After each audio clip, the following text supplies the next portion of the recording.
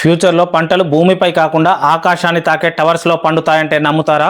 China నిజంగానే ఆ అద్భుతాన్ని నిర్మించింది. ప్రపంచం ఇప్పటి వరకు చూడని 1000 ఎకరాల వర్టికల్ ఫార్మింగ్ సిటీని ఆవిష్కరించింది. ఈ వర్టికల్ ఫార్మింగ్ ఎత్తుగా నిర్మించిన క్లైమేట్ కంట్రోల్ టవర్లతో తయారైంది. ఈ నగరంలో పంటలు సీజన్లను కాదు, టెక్నాలజీని ఫాలో అవుతాయి.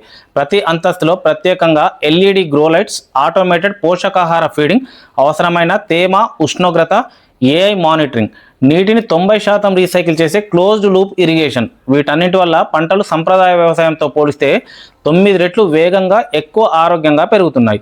ఎండ, వడగండ్లు, వరదల సమస్యలు ఉండవు. ఈ టవర్లలో వాతావరణం పూర్తిగా మన చేతిలో ఉంటుంది. ఇది కేవలం వ్యవసాయం కాదు, నగరాల ఆలోచనను మార్చే విప్లవం.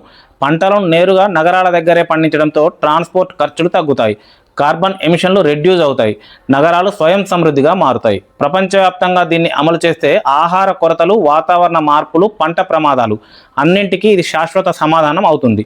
చైనాలో మొదలైన ఈ వ్యవసాయ విప్లవం రేపటి ప్రపంచాన్ని మార్చే అద్భుతమని చెప్పడంలో ఏమాత్రం సందేహం లేదు. ఇలాంటి అమేజింగ్ ఫ్యాక్ట్స్ కోసం ఛానల్ సబ్స్క్రైబ్ చేయండి.